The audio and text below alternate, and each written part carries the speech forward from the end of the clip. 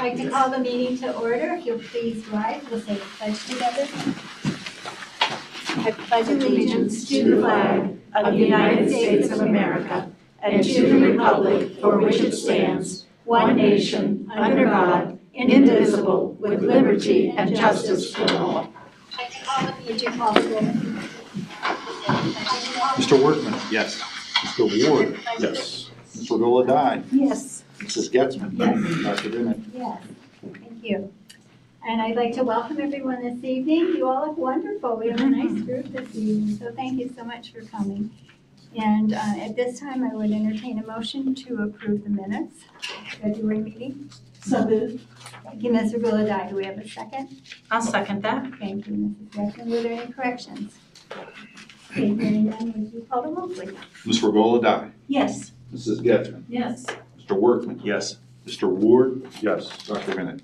Yes, motion carried. Thank you. And there are no commendations and communications, and there's no public participation, so. Wow. Twin is up. We're looking forward to this, so. The best We are part of our too. meeting. No pressure, too.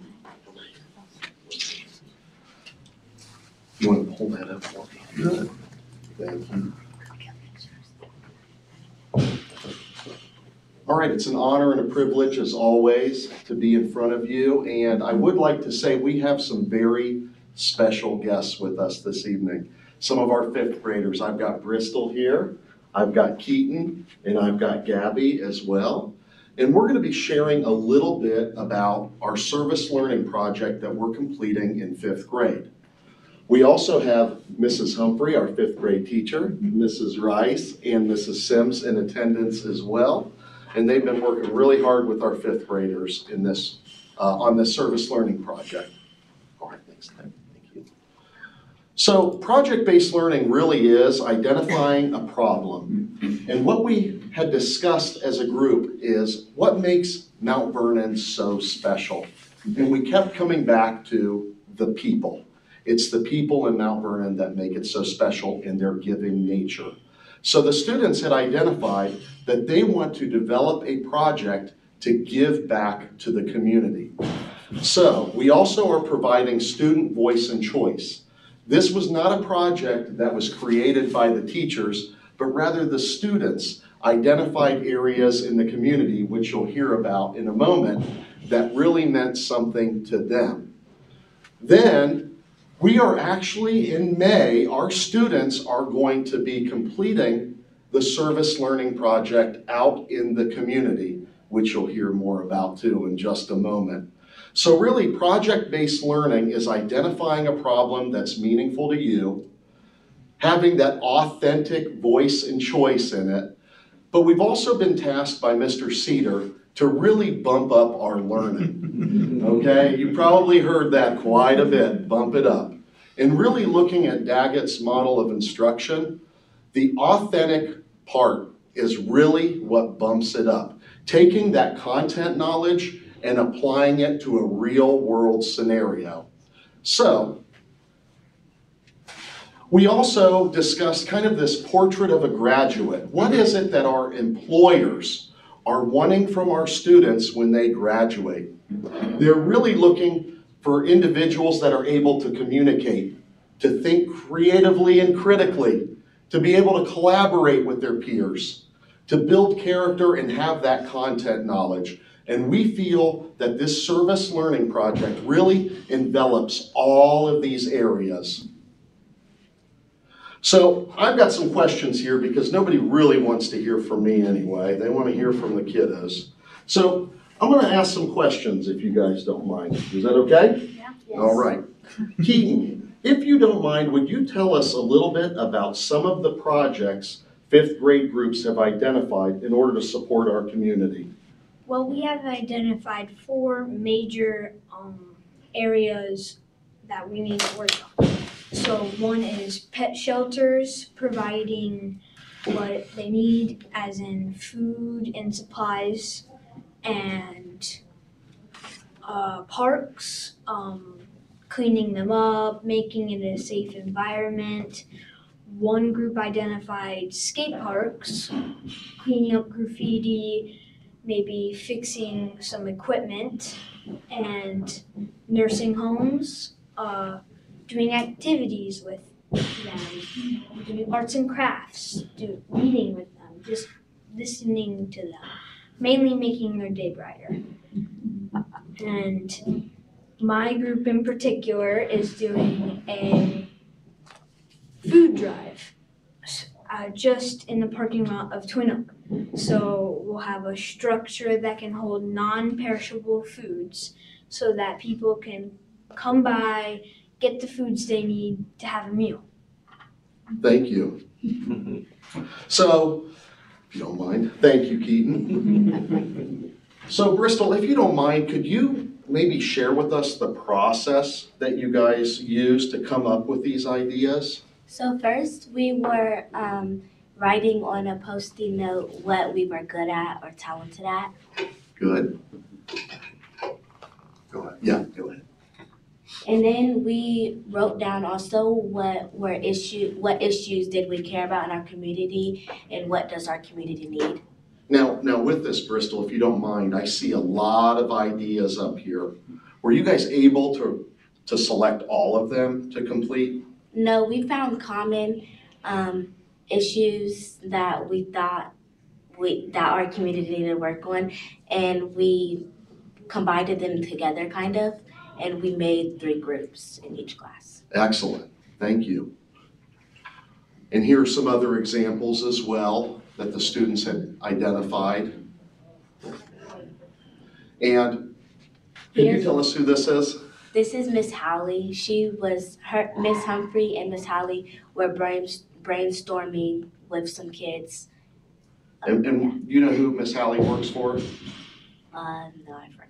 Okay, she's with the United Way. So we have partnered with the United Way here. And Ms. Krasinski here really has served as kind of the intermediary between some of our community partners and the school. Good. And we'll skip that. These are some other ideas that the students had identified as well. And there's Ms. Krasinski. She actually came into each one of our 5th grade classes and worked on this brainstorming with the students of ideas. And the video that I wanted to share that we're having some technical difficulty with actually showed Ms. Krasinski and Mrs. Humphrey working with a group of students. The students had been learning about microplastics, and they had identified maybe utilizing some of the old Kroger bags or Meyer bags and tying them together, actually knitting them to create a vapor barrier for our homeless population. So that way they had something between them and the ground as well. So those were some of the conversations that were taking place. And here are some more examples as well. And so we identified the areas in which we wanted to support our community. We talked about the process in which we went through. Gabby, what was the next step?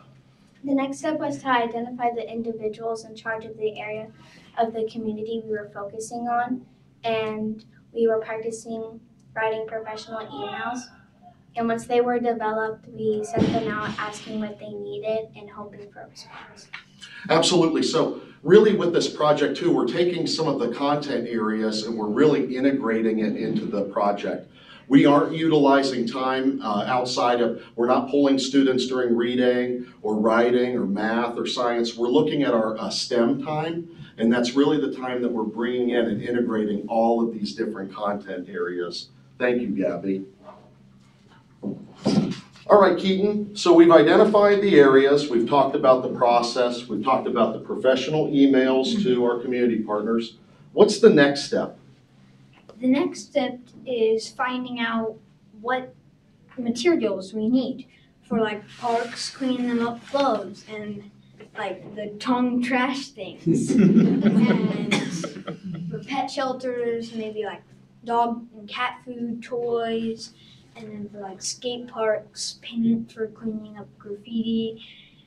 And then my group in particular, needing to build our food drive pantry stand, we're gonna need lumber to build the structure. We're gonna need tools. And most importantly, we're gonna need someone who can build it. Mr. Seeger, I was told you were Maybe we can talk later. All right.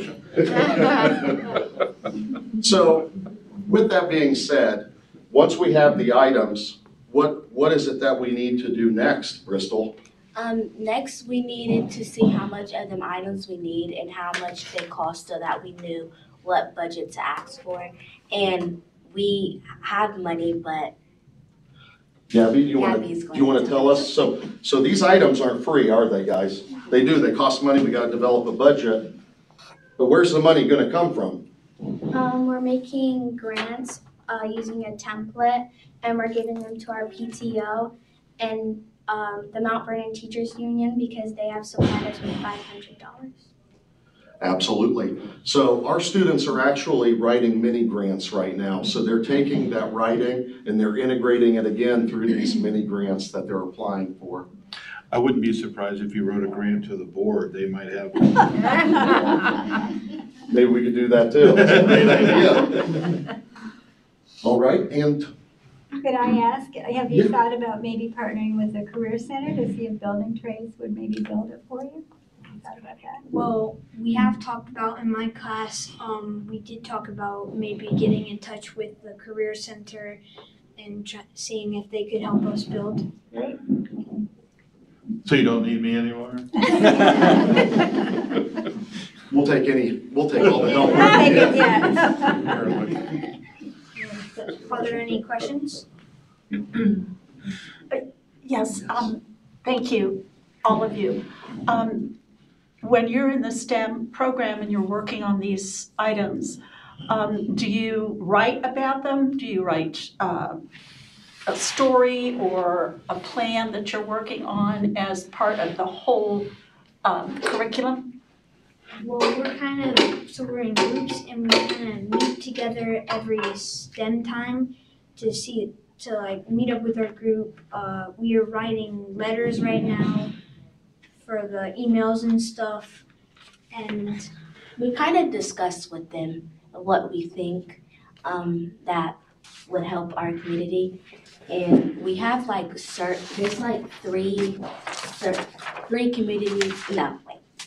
three places in our community that we thought need to work on, and we split into groups and we discussed about them three communities. So it's helping not just your writing, but also your communication skills, yes. isn't it? Great, wonderful. Yeah, I think what's really interesting with this is that based on those interests, we have groups of students that may not necessarily have typically worked together. Mhm. And so it's providing them the opportunity to collaborate with peers they may not otherwise collaborate with too.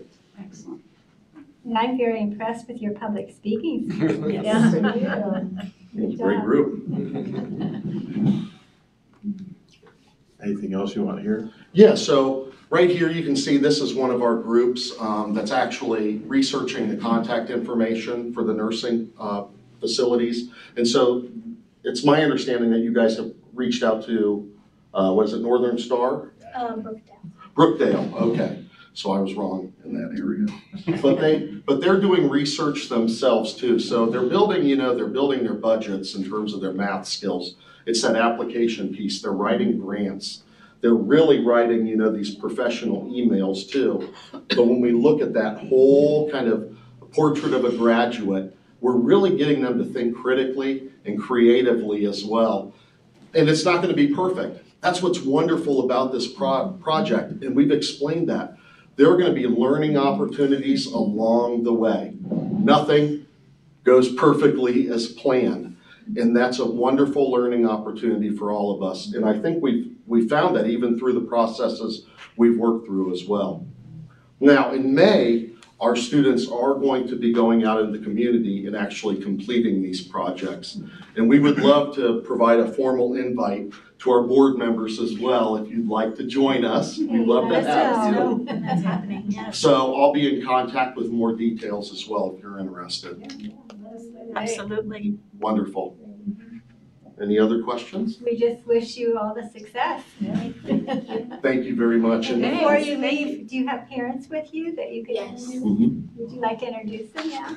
My mom is right there in the third row. Jasmine.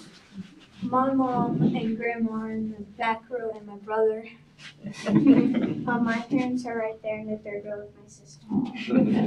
Great. Thank you guys so much for your Thank you. time. Thank you.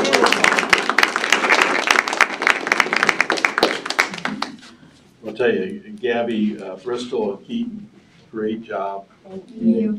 Really did a good job. If you don't know by now, and it's not a secret anymore, Mr. Mowry is in his second year and just doing amazing things at Twin Oak. And we've got a great staff there. And so thank you, Adam, for your work. Thank you.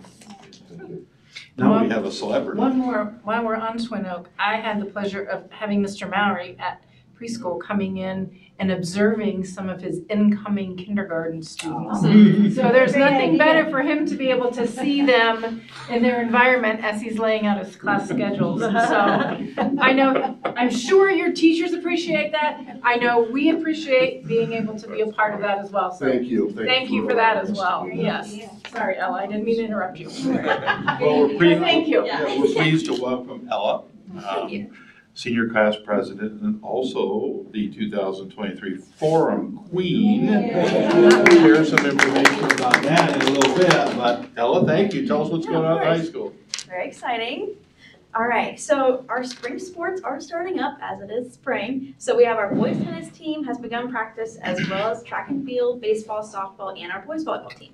So the boys tennis team had their first home event. It's on March 25th, which is their Jacket Invitational. Track has their first meet on March 25th away at Riverview, but their first home event is April 11th. And then varsity baseball has their first home game on March 28th versus Ashland, and varsity softball has their first home game March 28th versus Ashland as well. And then boys varsity volleyball had their first home game on March 10th, but their next home quad is March 25th at the Fieldhouse here. And last weekend, the wrestling team ended their season very strongly, and they had 3 state placers, Alex Taylor, Brock Blankenhorn, and Emma Reinhardt. And then head coach Corey Fireball won Coach of the Year, so that's really cool. And then our robotics team had 2 teams in the recent state competition earlier this month. One team was ranked 19th, and the other team was ranked 27th out of 96 total high school teams, so that's pretty good. And then both teams made it to the round of 16 elimination tournament, and they had a successful season. The robotics team is also led by Mrs. Darcy Hahn. And then our competition cheer team made it to state, the D2 state competition, and they were state runner-up, so that's also really cool.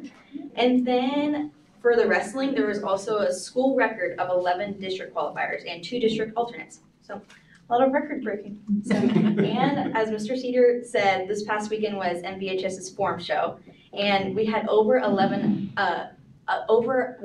attendees, and then Steve Farmer was awarded Teacher of the Year, and then all 25 performances were very outstanding. So that was really cool. And Tyler Davidson made it to state diving and placed 28th. And recently, senior Ben Bridge was committed to Marshall to play golf, and senior Tyler Davidson committed to Cleveland State to be part of their diving team. Brooklyn Thayer and Nevada Williams both committed to Walsh for their track and field team. Jack Crego committed to Otterbein for track. Kennedy Ansley committed to Otterbein for softball, and Anna Summerfield committed to Tiffin University to play soccer. So that's all our recent commitments. And then this week is our first week of the new quarter. So seniors are getting in that graduation student line. And student government also, we're adding our final touches for planning prom. So that's for getting prizes and decorations. So I've enjoyed that a lot. And then our prom is May 13th, and senior National Honor Society members are working hard to get their hours in by April 30th in order to get that corp. So, and then 140 members of our band, choir, and orchestra are traveling to Florida this spring break, and each ensemble will perform at Universal Studios Orlando on Sunday, April 2nd. There will be a send-off concert at the theater on Wednesday, March 29th at 6:30 p.m. And their musical is Cinderella, which is cool, and it's on April 21st, 22nd, and 23rd. And they have a Tops and Pops Jazz concert, which is following on the April 28th. And Ski Club Boots and Bindings, led by Mrs. Keaton, just finished a successful season of skiing and snowboarding at snow trails with a total of 70 participants. And then 2 weeks ago, seniors were delivered their caps and gowns in preparation for graduation, and there are 11 days remaining to buy this year's school yearbook at a reduced price. So, that's all I have. Great job. Yeah. Now, you moved location of prom this year, is that correct? Yes, yeah. Where is it at this year? It's gonna be at the Rusty River Barn in Utica, which kind of lucked out. It's very gorgeous. So, Yes. Yeah. I think soon Mrs. McClure will take us to visit and see how we're gonna plan the decorations and Right. stuff. So, yeah, something to look forward to. All right, thank you guys. Thank you, Ella. Busy gal, right? Thank you.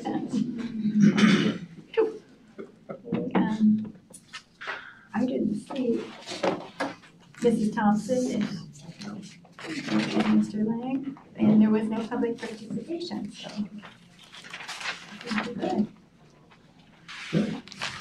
We do have a number of additions to the agenda for this evening, and they're noted there in item B, facility use request for St. Vincent, and a couple of contract requests there for Mr. Mounts and Mrs. Johnson.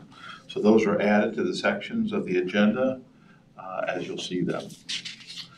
Under superintendent's report, I do have a district update, and really it's a lot of what Ella shared. Time between, I should have had you just narrate. There's not a lot happened between our February meeting and our March meeting, but there's a lot of opportunities, and every time you start something like congratulations, you always worry you miss some folks along the way, but this is the most recent that we have. So congratulations are in order for a lot of different groups, of which Ella had mentioned. Our Mount Vernon Cheer Competition Squad, they were state runner-ups, and so you know, to be second in the state is a pretty nice accomplishment. So congratulations to the ladies. Alex Taylor, as was mentioned, Alex is a freshman. And to be a freshman and to wrestle at the 215-pound weight class, where quite frankly, those look more like Greek bodybuilders at that level, and they're mostly upperclassmen and seniors. For him to place third as a freshman is quite a feat, and I think it's the first time we've had a third place finisher in a good number of years. But we also had a couple other placers. Brock Blankenhorn was sixth place at 106 pounds, and then Emma Reinhardt placed for the second time at the state competition, and she took seventh. So congratulations to those folks on their state level competition. We did have band, choir, and orchestra all went to Granville for an OMEA competition. And among that entire group, we had 23 superior ratings. That's the highest you can get, 21 excellent ratings. So really doing some amazing things in our fine arts programs as well. This weekend was the Forum Show, and I got to tell you, I've been able to attend for the last 10 years. I thought that this year had probably as much talent as I'd ever seen. We've always had great talent, but from beginning to end, it just was really, really top notch. And oftentimes I'll sit down with the program and I try to look towards our senior citizens luncheon, where I want to try to invite some folks back.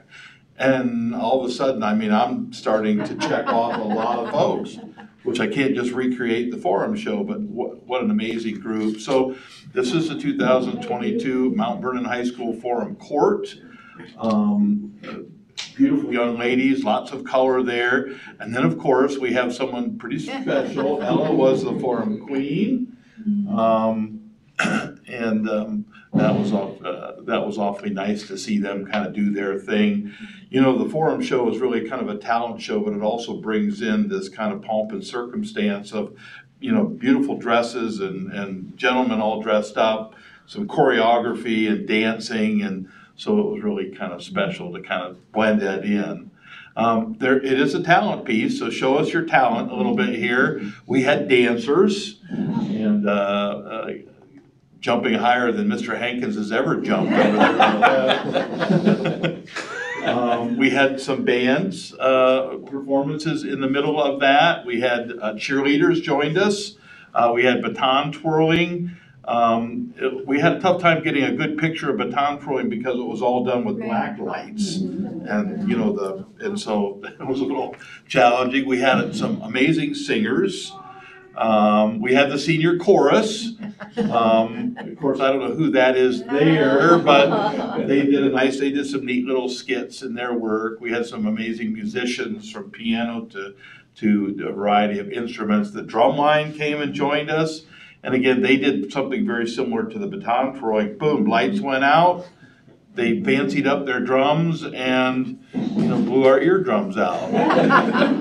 Always kind of fun to have inside. So that was really neat. Just a couple quick updates. We do have a delayed start on Monday the 27th. It kind of continues along the line. Just a 2-hour delay to help us move towards completing our new reading courses of the science of reading. And believe it or not, spring break is right around the corner, 2 weeks away. And that'll be April 3rd through the 8th. Also coming up, right around April 20th is our Senior Citizen Spring Luncheon. The administrators, we're beginning to put together our spring newsletter. That should be coming out right around the 1st of April. This will be posted in that as well. But it's a great opportunity for us to invite our senior citizens in and to share some of the exciting things that are going on. In the fall, we had it right here in this building, and it made it very handy for in and out. We are moving it back over to the high school in the spring, and primarily because the auditorium has been completely kind of redone, and some of these performances that I want to share with our senior citizens, they need the stage. And they need, they need that ability. Ella mentioned that Cinderella is our musical coming up. Ironically, the 21st, 22nd, 23rd, I think, is the Cinderella musical. So we're even looking to have a small snippet of the Cinderella musical for our seniors on that day as well. We've been averaging about 250 plus. And again, it's we just welcome our seniors. It's free to them. And they just give Jessica a call, and she loves getting that information. So those are some things that are going on in our district update. Just wanted to share with you. Thank you. As we kind of move on down to board policies, I shared this in the board update. This is still under items for information. So twice a year, we meet with our Neola partners. They're our policy maker, and they share with us new updates and new policies. And they came to us, to Gary and I, in March, and we sat down and looked at all those policies. Interestingly enough, the month before, in February, we had a list of about 6 or 7 policies that we needed to revise and update per the auditors and our conversations with them. And it takes 2 readings for us to have our policies updated. So in this section right here, number 2, this is the first reading. You can go down through and take a look at those. And feel free to ask any questions you might have. It might be something so simple that it's just a couple small words. But like when you look down here, if I change tobacco use in the administrative policy, I also change it in the professional policy, I change it in the classified staff policy, and so it just kind of recycles itself. But what we are approving tonight are those items we put on February's board agenda, and they're these 6 items for your second reading tonight. Along with those, we have a number of home and community school participants in athletics, and we have one there for your approval. So really, those 2 items for your approval tonight. Okay, I would entertain a motion then to approve those policies. So moved. Thank you, Mr. Workman. Do I have a second? I'll second. Thank you, Mr. Ward. Were there any questions about any of them? Would you call the roll, please? Mr. Workman. Yes. Mr. Ward. Yes. Mr. Roladai. Yes. Mr. Yes. Dr. Vernon. Yes, motion carried. Thank you. And maybe before we continue, if our audience, those who came for the student performance, if you would like to leave, you're welcome to do so. Thank you so much for coming. You're welcome to stay too. Yeah, we're not trying to kick you out,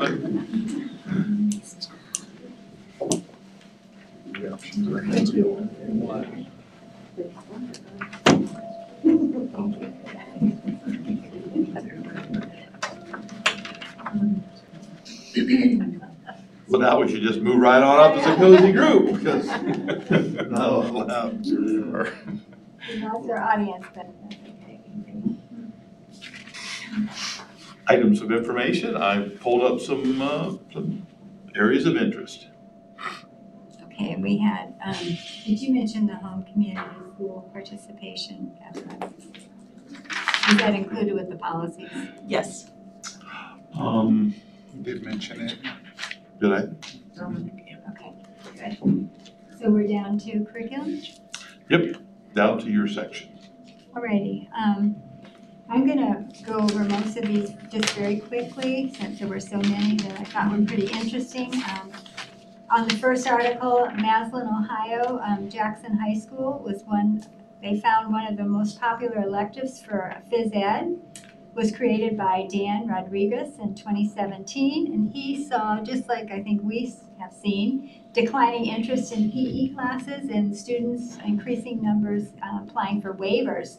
So he was very creative and sought certification as an official in football, basketball, and baseball. And then from his training, he developed a high school curriculum. He said it was a whole lot of work, a ton of time and effort.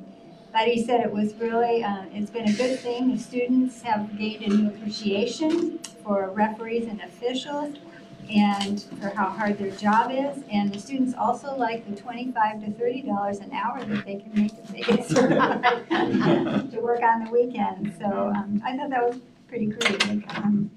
The second article is about Kings Mill, Ohio local high school. And they also have a popular elective, and it's on employability. It's a course that teaches soft skills, practical skills, such as car maintenance and promoting career pathways and hands-on. It's a hands-on alternative to college, and the goal is to teach skills they can use regardless of the career path that they take. And then the third article